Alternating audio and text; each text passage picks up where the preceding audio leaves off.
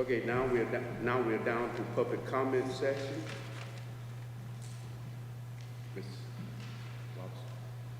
Thank you, Mr. Chair. Members of Council, Brandon Peak.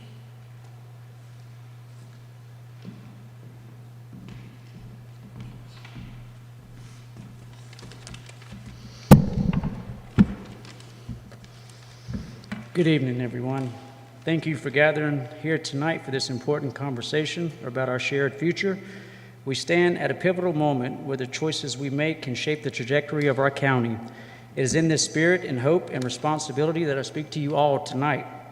Unfortunately, over the years, concerns regarding the lack of transparency, accountability, and other pressing issues have created a growing disconnect between the county council within because of preconceived bias towards one another and also the residents they serve.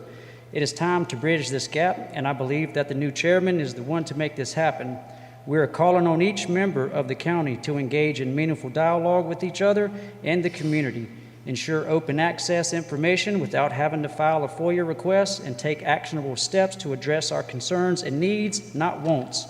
This is not about division, it's about collaboration. It's about ensuring that our local government is working for the people, with the people, and most importantly, with each other. Let's work together, acknowledge the mistakes that have been made, devise a plan to correct those mistakes, and move forward so that we can create a more transparent and inclusive future for our community and generations to come. Each of us here should be committed to the well-being and prosperity of our community.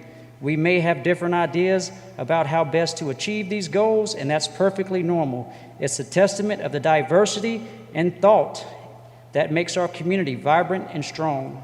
However, along this journey, we must acknowledge that disagreements can sometimes give rise to division and resentment. These feelings, if left unchecked, can hinder our ability to work together efficiently and delay the progress we all wish to see.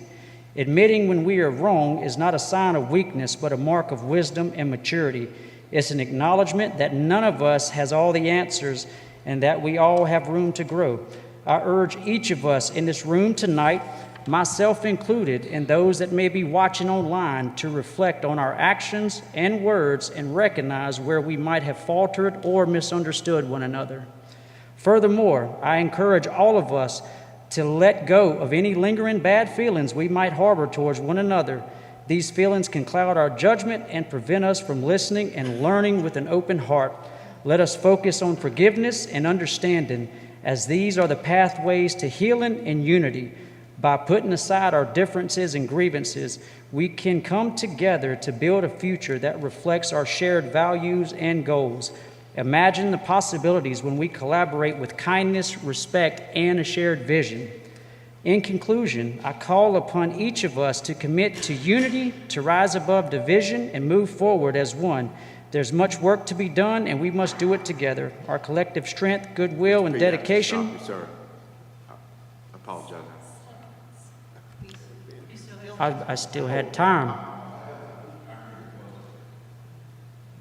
The clock was still running. That was just a warning buzzer.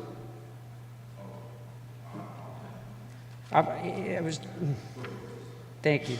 There's much work to be done, and we must do it together. Our collective strength, goodwill, and dedication to the greater good can lead us to achieve the remarkable things we want to see. Thank you all for your attention and your commitment to our community. Together, let us unite a renewed spirit of cooperation and hope as we move forward, as not as individuals, but as a united community. As I always say, if you break down the word community, at the end you find the word unity. So without unity from all of us, we can never truly have a community.